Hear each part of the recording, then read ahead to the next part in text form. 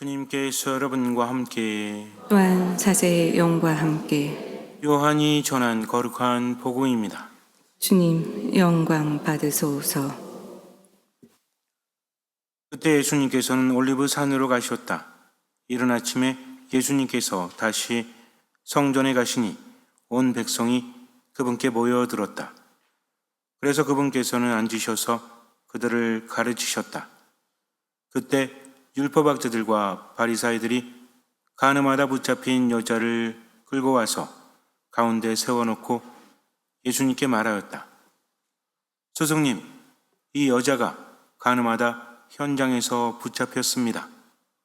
모세는 율법에서 이런 여자에게 돌을 던져 죽이라고 우리에게 명령하였습니다. 스승님 생각은 어떠하십니까?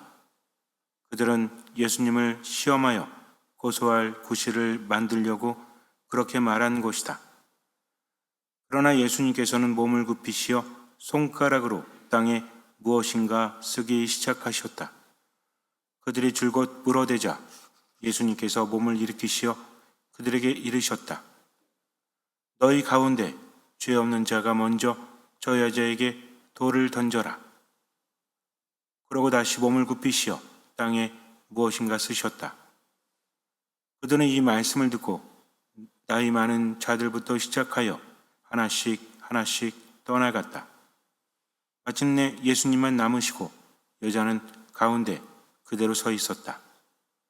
예수님께서 몸을 일으키시고 그 여자에게 여인아, 그 자들이 어디 있느냐? 너를 단죄한 자가 아무도 없느냐? 하고 물으셨다. 그 여자가 선생님, 아무도 없습니다. 하고 대답하자 예수님께서 이르셨다. 나도 너를 단죄하지 않는다. 가거라. 그리고 이제부터 다시는 죄 짓지 마라. 주님의 말씀입니다. 그리스도님 찬미합니다. 떼제성가 주님은 나의 등불입니다.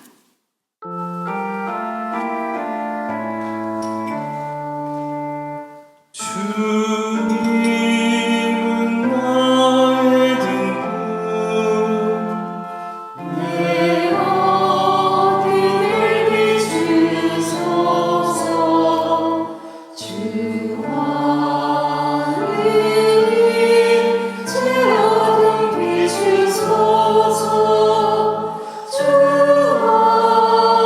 하느님 제 어둠 비추소서. 주님은 나의 등불 내 어둠을 비추소서. 주와 하느님 제 어둠 비추소서.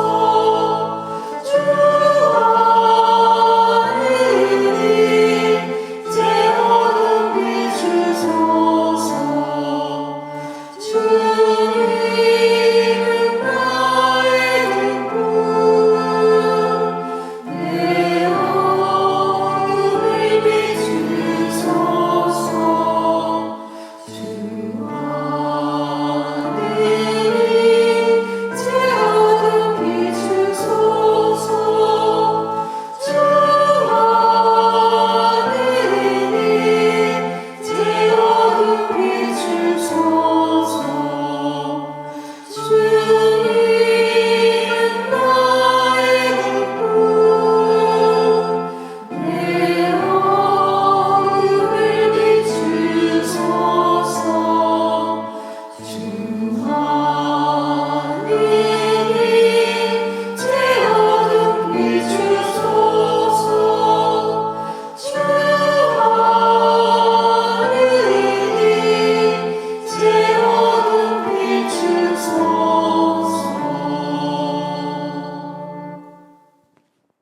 베차타 연못에서 38년 동안 누워만 있던 사람.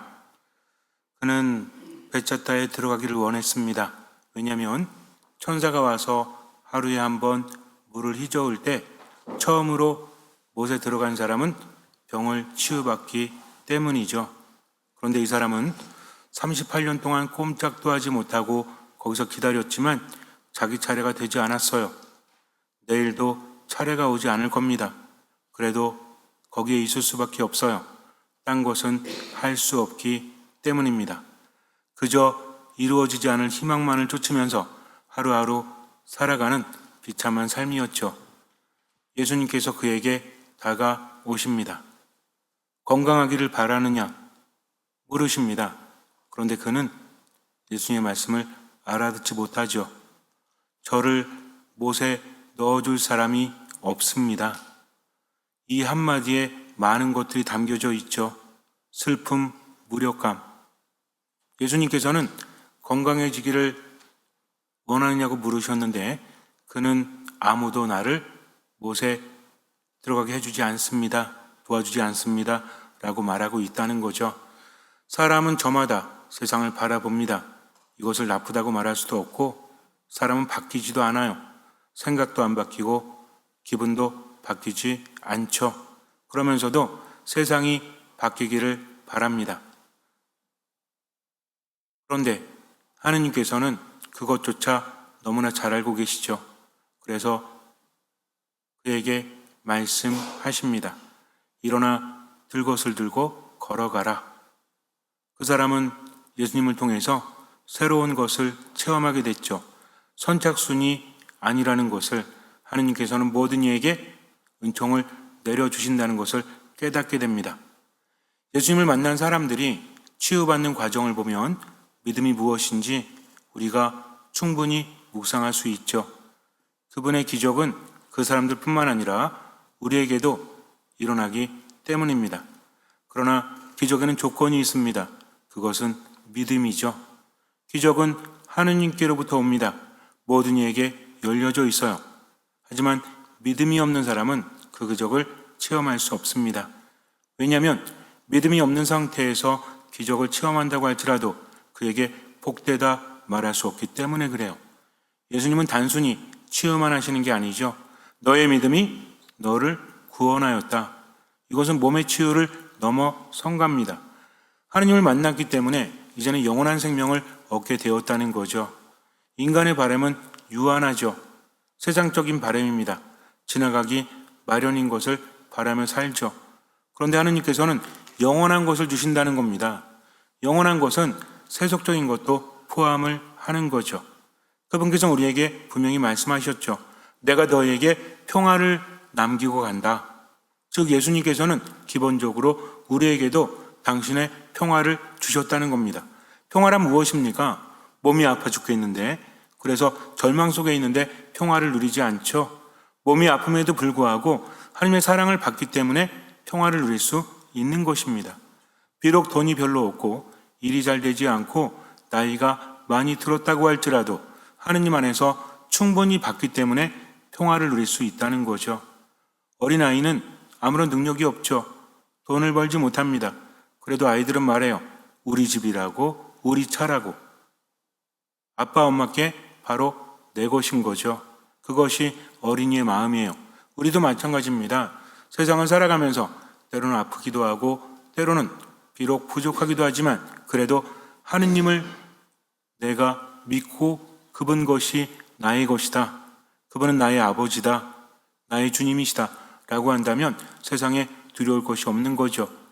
우리는 발버둥 치면서 아우성 치면서 세상을 살아가지만 우리에게 만족을 주는 게 뭐죠?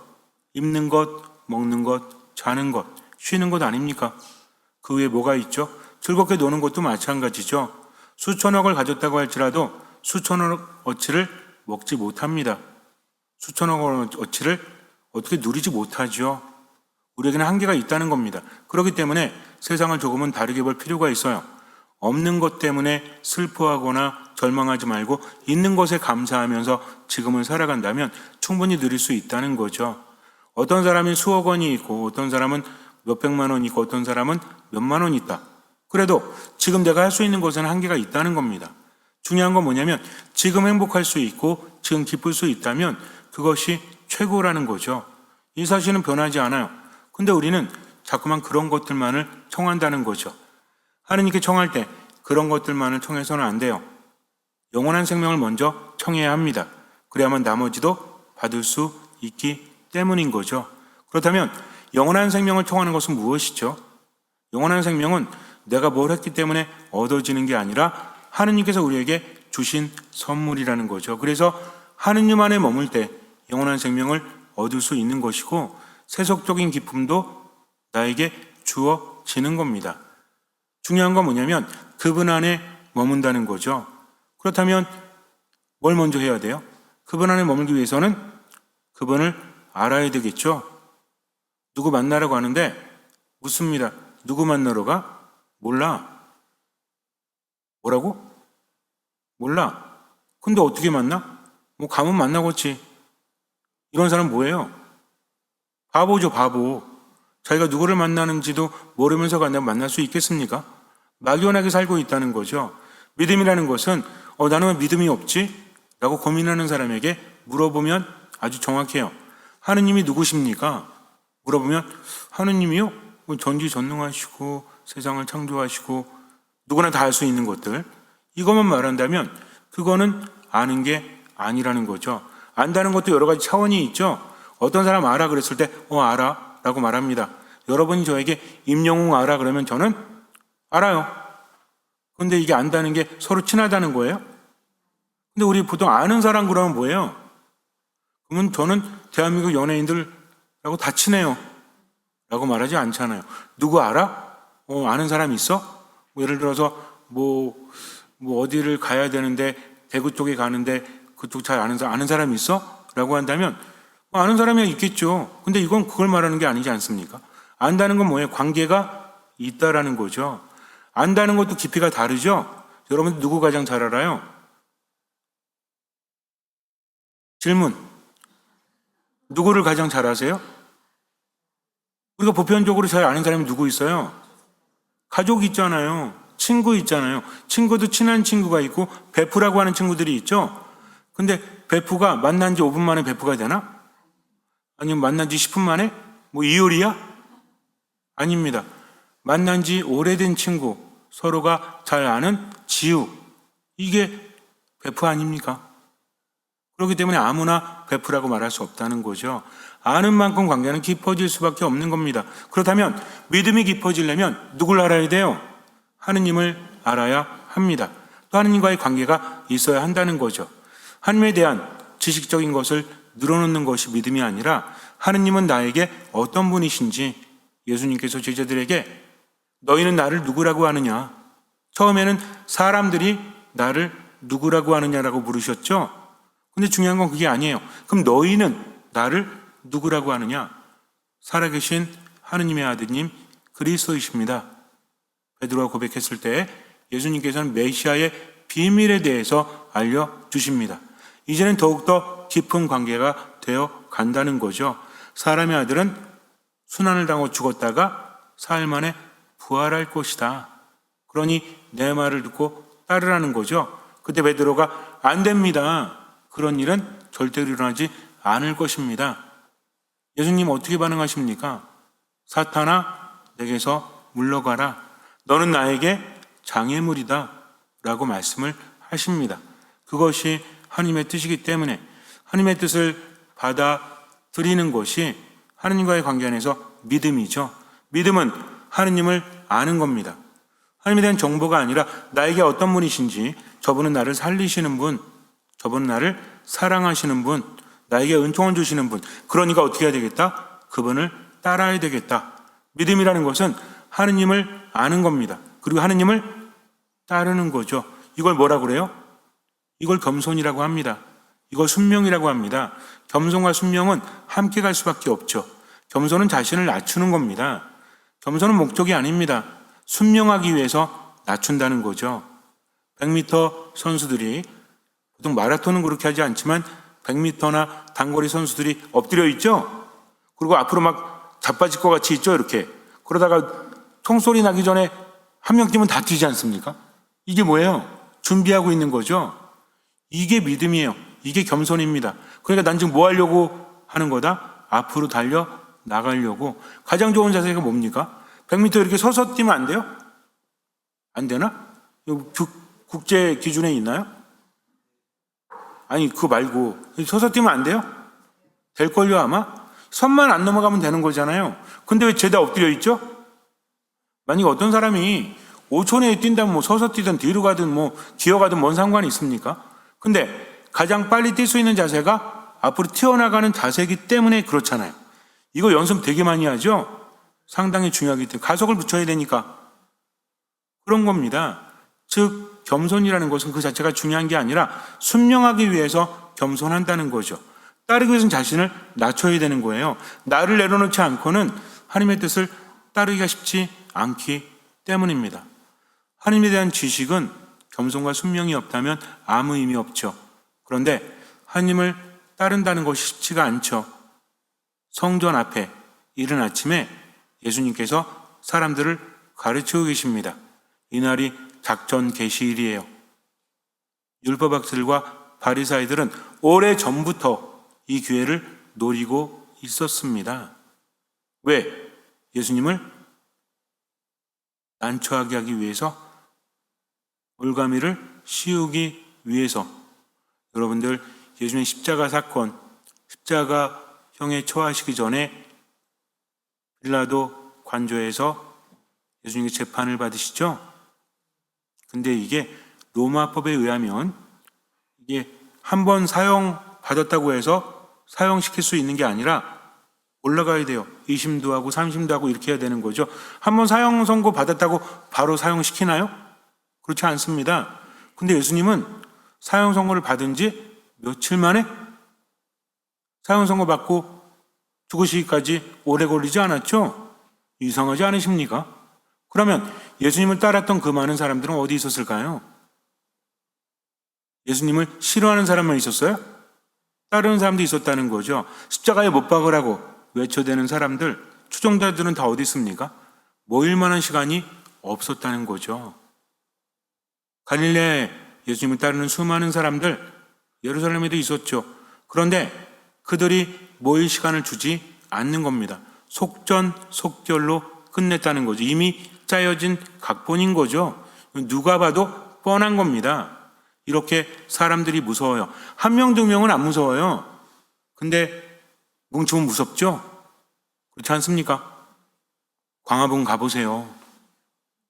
저쪽을 죽일 듯이 노려보고 이쪽을 죽일 듯이 노려보고, 이 뭐 하는 거죠 이게? 전 그런 생각이 듭니다. 그냥 뭐 서로의 의견을 나누는 건 괜찮죠. 때려 부수고 뭐하고 이러면 대화 안 돼요. 이거 안 되지 않습니까? 서로 철천지 원수처럼. 근데 도대체 왜 그러는 걸까요? 우리는 생각을 깊이 해봐야 됩니다. 내 의견이 옳다고 할지라도 상대방의 의견을 존중해 주지 않으면 아무 의미가 없는 거죠. 감정대로 휘잡으려고 합니다. 가족이든 친구든 상관없어. 내 말을 따라야 한다는 거죠. 이거 뭐예요? 이거 교만입니다. 교만. 겸손이라는 것은 자신을 낮추는 건데, 이게 성당 안에도 있어요, 없어요? 있어요. 어떤 분들은 뭐라 하는지 아세요? 신부님 저 성당 안 다닐래요. 신부님들이 이러시면 저 성당 안 다닐 겁니다. 내용 말하지 않습니다. 반대야. 어떤 분은 신부님이 이런 얘기 하시니까 안 다닐래요. 어떤 분은 신부님이 이런 얘기 안 하시니까 안 다닐래요. 어쩌라고. 이래도 안 다니고 저래도 안 다니면. 이게 여러분들 신앙인의 자세입니까? 믿음이라는 게 내가 하느님 믿어줄게요. 이게 믿음이에요? 하느님 없이는 우리는 살아갈 수 없기 때문에 우리 하느님을 믿는 겁니다. 이건 신앙이에요. 신앙. 민주주의가 아니라 뭐 사회주의가 아니라 이거는 신앙이라는 거죠. 하느님께 모든 것을 맡긴다. 그분이 나를 만드셨기 때문에 그분의 뜻을 따른다는 거죠. 한계가 있습니까? 없습니까? 한계가 없습니다. 믿음의 조상 누구라고 하죠? 아브라함이라고 하죠. 아브라함을 하나님께 시험하실 때 어떤 시험하셨어요? 이삭을 번제물로 바쳐라. 번제물이 뭔지 아세요? 배를 갈라서 불에 태워서 하느님께 바치는 겁니다. 내장 다 꺼집어내고. 이게 번제물이에요. 아브라함은 마음이 어땠을까요? 이해가 돼요? 하느님이 주셨잖아요. 그 늙은 나이에 아이를 못 낳을 나이인데도 하느님께서 주셨잖아요. 그래서 즐겁게 살았는데, 그러면 주지 말으시지. 주고 나서 한참 키웠더니 이제 제물로 바치래요. 말이 됩니까? 여러분들 이거 이해되세요? 우리가 어떻게 이해할 수 있어요? 이삭이 묻잖아요. 아빠랑 가는데 뭔가 이상하지? 왜? 하느님께 가는데 제물이 없네? 아빠, 장작도 있고 다 있는데 제물 어디 있어요? 그러니까 아브라함이 뭐라고 합니까? 야훼 이레. 하느님께서 준비하신단다. 이 말뿐이 할 수 있는 게 없어요. 가는 겁니다. 한 걸음 한 걸음 얼마나 무거웠죠? 가서 어떻게 합니까? 설마 아니겠지. 하느님께서 말리시겠지? 아니에요. 이삭을 칼로 찌르려고 합니다. 그때서야 하느님께서 아이의 털끝도 손대지 마라. 너의 믿음을 내가 알았다. 이게 믿음이에요. 근데 우리는요, 믿는다고 하면서도 자꾸 우상을 만들어요. 어떤 우상? 내 마음에 맞는 하느님. 겸손은 사라진 지 오래고 순명도 사라진 지 오래고 내 마음에 들면 믿어줄게요. 내 마음에 안 들면 안 믿을래. 이거 믿음 아닙니다. 믿음이라는 것은 하느님의 말씀이라면 죽음의 골짜기를 가라고 할지라도 나는 가는 겁니다. 하느님을 믿고. 이게 믿음이에요. 이 정도 믿음이 있어야만 기적이 일어나는 겁니다. 그런데 사람들은 서로 모여서 하느님을 만들어내고 있죠. 이게 하느님이야. 저게 하느님이야. 정말 하느님은 어디 계십니까? 말씀 안에 계십니다. 하느님은 우리와 함께 계신다는 거죠. 바리사이들, 율법학자들, 이 사람들은 누구보다도 성경에 대해서, 율법에 대해서 잘 아는 사람들이었죠. 그런데 예수님 마음에 들지 않습니다. 그러면서 보려고 하는 것만 보죠. 예수님은 메시아일 리가 없지. 왜? 나자렛이라는 그 촌동네에서 뭐 큰 게 나올 수 있겠어? 예수님은 누구의 제자죠? 그 누구의 제자도 아니잖아요. 사도 바울은 누구의 제자였죠? 가말리엘. 옛날엔 가물리엘이라고 그랬죠. 이 사람이 누굽니까? 유대 율법학자 중에서 아주 이름난 사람. 지금으로 따지면 뭐야? S대 출신 정도? 그 정도는 돼야지. 그렇지 않습니까? 근데 예수님 뭐예요? 그런 존재도 아니야. 그럼에도 불구하고 무시할 수 없는 것은 그분이 기적을 행하시기 때문입니다. 학력도 없고 어떤 사람이 사람을 고치는데 의사 면허도 없어. 그리고 학력도 없어. 근데 이 사람이 손만 대면 나. 처음에는 의심하겠죠? 그래가지고 여러 사람들이 조사를 합니다. 근데 진짜 암이 나았대. 그리고 안진뱅이가 일어났대. 나병도 나았대. 심지어는 죽은 사람도 살아났대. 인정합니까? 안 합니까? 인정할 수밖에 없는 거지. 이게 아무래도 이상한 건데 뭔가 있겠지라고 하는데도 인정할 수밖에 없어. 왜 그런지 아십니까? 내가 아는 사람이 낫거든. 동네가 조그맣잖아요. 누구나 다 훤히 알지 않습니까? 야, 저 사람 안진뱅이 아니었어? 근데 걸어 다니고 있네? 저 사람 38년 동안 누워있던 사람 아니었어? 근데 멀쩡히 걸어 다니고 있잖아. 근데 마음에 들지 않죠? 왜? 예수님을 받아들이고 싶지 않은 겁니다. 그래서 뭐라고 합니까? 아니, 왜 안식일에 해서는 안 될 일을 합니까? 그 사람들한테 놀라운 건 뭐냐면 38년 동안 누워있다가 일어난 기적 자체가 놀라운 게 아니라 왜 안식일을 어기냐 하는 거죠. 안식일은 왜 지켜야 되죠? 하느님께서 그렇게 하라고 하셨으니까. 그러면 기적은 누구께로부터 옵니까? 하느님께로부터 오는 거죠. 인정하고 싶지 않은 겁니다. 싫은 겁니다, 그냥. 근데 문제는 뭔지 아세요? 싫은 걸로 그치질 않아. 어떻게 하면 예수님을 파멸시킬 수 있을까 하면서 덫을 짜는 겁니다. 어디에서? 성전 앞에서. 이거는 아주 치밀한 계획이 없다면 그렇게 할 수 없는 거죠. 와서 묻습니다. 이번엔 딱 걸렸어 아주. 이거는 빠져나갈 수가 없는 겁니다. 아무리 인공지능이 와도 이거는 벗어날 수 없는 거예요. 세상에 가장 똑똑한 사람들이 와도 이거는 벗어날 수 없죠. 왜? 아주 큰 건을 갖고 왔으니까. 한 여인을 붙잡아 옵니다. 이 여자는 가늠하다 현장에서 잡혔어요. 그럼 모세에 의하면 어떻게 되죠? 돌로 쳐 죽여야 되는 겁니다. 예수님께 뭐라고 부르죠? 스승님, 이 여자는 가늠하다 잡혀왔습니다. 모세는 이런 경우에 돌로 쳐 죽이라고 했습니다. 모세는 어떤 사람이죠? 율법을 대표하는 사람이죠. 그래서 회당에 가면 모세의 자리가 있어요. 의자처럼 만들어놨어요. 모세의 자리라고. 모세는 무시할 수 있는 존재가 아닙니다. 아주 권위 있는 존재죠. 모세가 돌로 쳐 죽이라고 했다면 어떻게 하면 돼요? 돌로 쳐 죽이면 돼. 근데 예수님께 왜 데리고 왔죠? 번번이 율법을 어겼잖아요. 안식일법을 어겼잖아요. 어떻게 말하나 보자 이거죠. 그러면서 뭐라고 합니까? 스승님이라고 부르는 겁니다. 이 호칭 자체가 이미 의도가 있다는 거죠. 빠져나갈 수 없습니다. 스승님이라고 하면 스승은 뭐 해야 되는 거죠? 제자들을 가르치는 존재죠. 스승이라고 부르고 가르침을 청했으니 대답을 해야 되는 겁니다. 이번엔 딱 걸렸지. 여러분들 아시죠? 그들은 틈틈이 기회를 노리고 있었죠. 예수님을 잡아 죽일 기회를. 그래서 혹시라도 예수님이 야, 그 여인 죽여 그럼 뭐라고 하면 돼요? 아니 어차피 당신도 똑같잖아. 근데 그동안 왜 그랬어? 하면 되죠. 죽이지 말라고 하면 뭐예요? 이거 봐 이거 봐 이거 봐. 율법을 어기잖아 하면서 한 명이 돌 던지잖아요. 그러면은 다 던집니다. 이거는 이래도 가고 저래도 가는 거예요. 그러니까 빠져나갈 구멍이 없는 거죠. 그런데 예수님은 누구십니까? 하느님이십니다. 하느님은 인간이 어쩌지를 못하는 거죠. 예수님이 왜 순환당하신지 아세요? 그분의 때가 왔기 때문입니다. 수없이 그분을 죽이려고 했지만 아직 그분의 때가 되지 않아서 그분의 옷자락에도 손을 대지 못하는 거죠. 예수님의 순환은 때가 됐기 때문에 그분이 순명하신 겁니다.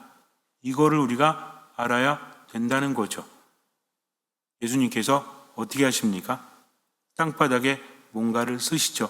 아무 말도 하지 않으십니다. 그리고 일어나서 죄 없는 사람부터 돌로 쳐라 라고 하십니다.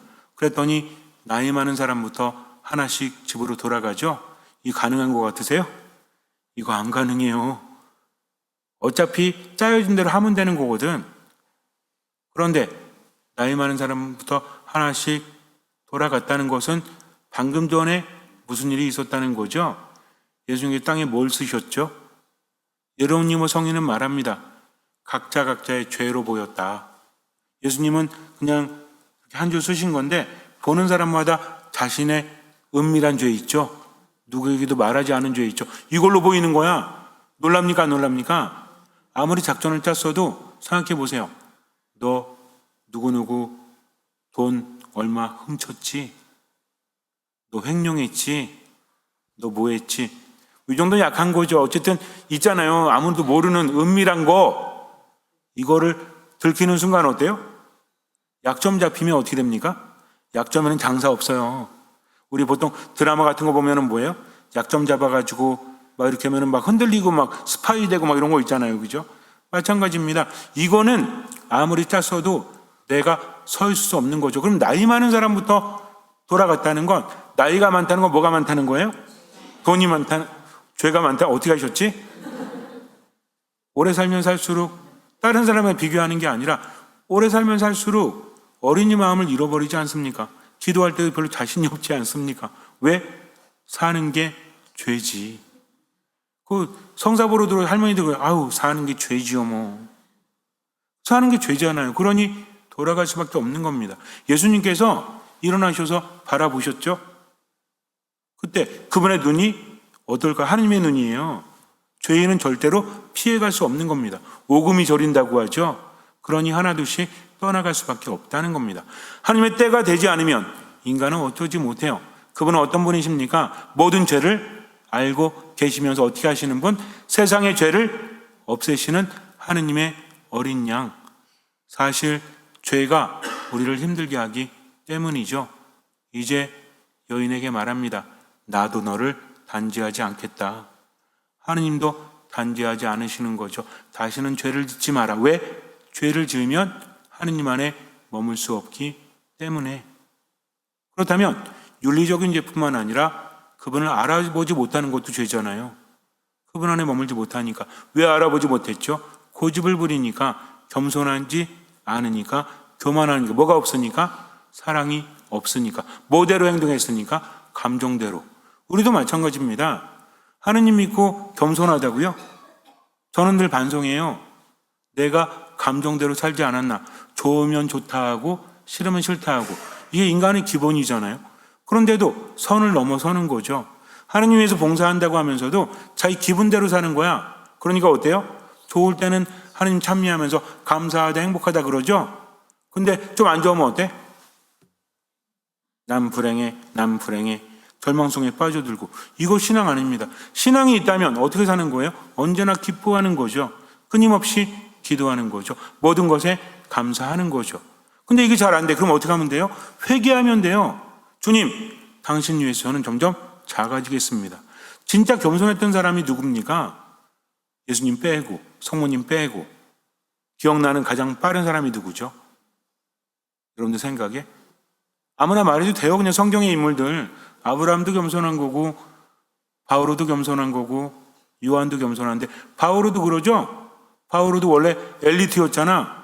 근데 예수님 잘못 만났다면 안 되지. 어느 날 만나가지고 인생 완전히 바뀌었죠? 그러면서 어떻게 해요?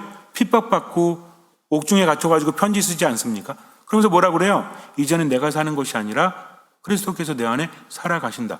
사도 바오로가 성격이 얼마나 강했는지 아십니까? 베드로하고도 대판하잖아요. 그럼에도 불구하고 하느님의 뜻대로 내가 얼마나 많이 죽을 뻔했는지 아십니까? 내 맞아 죽을 뻔하고 풍랑 만나 죽을 뻔하고 이런 얘기 하죠. 그럼에도 불구하고 누구의 뜻대로?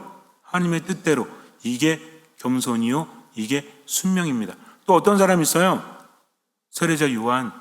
세례자 요한이 막 예수님의 길을 준비하면서 어떻게 했죠? 낙타 털옷을 입고 메뚜기와 들꿀을 먹으면서 예언자적인 삶을 살았죠. 근데 고민에 빠지잖아요. 왜? 내가 생각한 메시아는 저 모습이 아니거든. 뭔가 큰일이 날 줄 알았죠. 그래서 뭐라고 합니까? 종말의 때가 왔다. 회개하고 복음을 믿어라. 너네 회개하지 않으면 이제 큰일 날 거다. 라고 하면서 심판을 예고했죠. 근데 예수님 뭐 하세요? 술 한잔하고 사람들이랑 어울리고 나는 급해 죽겠는데 이게 아니잖아. 그래서 어떻게 합니까? 세례자 요한이 예수님을 인간적으로 몰랐나요? 친척 관계잖아요. 모를 리가 없지. 근데 어떻게 합니까? 제자들을 보내서 뭐라고 묻죠? 오시기로 되어 있는 분 맞으십니까? 아니면 우리가 다른 분을 기다려야 됩니까? 이건 좀 순한 표현이죠. 당신 맞으세요? 근데 왜 그러십니까? 근데 나중에 어떻게 해요? 요한이 끝까지 고집부려요? 아니죠. 그분을 따르죠. 이게 신앙입니다. 이게 겸손입니다. 내가 하고 싶은 거 하고 하기 싫다고 해서 안 하고 이게 겸손이 아니라 하나님의 뜻이라면 그렇게 하겠습니다 하면서 어딜 통해서 들리는? 내 양심을 통해서 들리는 그분의 말씀에 귀를 기울이면서 때로는 힘들고 괴로워도 하나님의 영광을 위해서 그분의 뜻을 위해서 최선을 다하는 게 바로 뭐다? 이게 신앙이요, 이게 겸손인데 인간적으로 알 수 있는 방법이 있을까요, 없을까요? 있어요. 겸손한 사람, 그리고 순명하는 사람, 하나님의 뜻대로 살아가는 사람은 고집을 안 부려. 고집 부리다가도 꺾을 줄 아는 거죠. 그래서 그 사람 주변에는 어때요? 사람이 막 살아요. 바글바글 돼. 행복하니까. 근데 그렇지 않은 사람은 열심히 봉사하는데도 주변에 뭐가 없어? 사람이 없어. 그럼 다시 한번 묵상해 봐야 돼요. 내가 어떻게 하고 있는지. 혼자만의 신앙이 아닙니다. 하나님을 닮은 사람은 그 안에 사랑이 있죠. 베풀 줄 알아요. 그러니까 옆에 사람들도 있죠. 이걸 누가 가장 잘 알아요? 내가 알죠. 내 안에 양심이 잘 알기 때문입니다. 그러니까 가장 중요한 건 뭐다? 그분을 알아보고 그분을 따라가는 거다. 얼마만큼? 할 수 있는 만큼, 보이는 만큼. 근데 그렇지 않으면 사랑하지 않습니다. 그래서 정말 사랑 없이 믿음을 갖는다는 게 본인만 힘든 게 아니에요. 다른 사람들도 힘들게 한다는 거죠. 그러니 어떻게 하면 돼요? 그냥 집구석에 나오지도 마라? 아니죠. 어떻게 하면 돼요? 사랑하면 돼요. 내 안에 뭐가 생길 때? 미움, 분노 이런 게 생길 때마다 하나님께 기도하면서 이런 것들이 사라질 수 있도록 하나님의 뜻대로 살아갈 수 있도록. 그렇지 않으면 나도 모르는 사이 누구 죽여요? 하느님을 죽이려고 합니다. 그러나 성공할 수 없죠. 우리가 묵상해야 돼요. 그래서 가늠한 여인이 죄가 없어가지고 용서받은 게 아닙니다. 정말 단죄를 받아야 될 사람들은 그 여인뿐만 아니라 하느님을 알아보지 못한 율법학자들과 바리사이들. 그럼 나는요? 내게 무엇이 없다면? 사랑이 없다면, 누구 중심이라면? 내 중심이라면 나 또한 죄인이 아니겠습니까? 잠시 눈을 감으세요. 하느님 안에 머물기 위해서는 그 말씀을 따라야 됩니다. 기분대로 세상 살아가면 안 돼요. 절대 안 됩니다. 그 기분을 사탄이 이용하기 때문이죠. 하느님으로부터 점점 멀어지게 하기 때문입니다. 그러니 사랑의 마음을 가지고 지금을 살아가세요. 듣는 마음으로 미사, 말씀, 기도 안에 머물고 내 감정과 생각을 내려놓고 하나님의 뜻대로 살아갈 수 있도록 기도하면서 지금을 살아가십시오. 할 수 있는 만큼, 보이는 만큼, 나머지는 맡기십시오. 주님께서는 그 믿음을 보시고 우리 삶에 놀라운 기적을 일으켜 주실 것입니다. 아멘.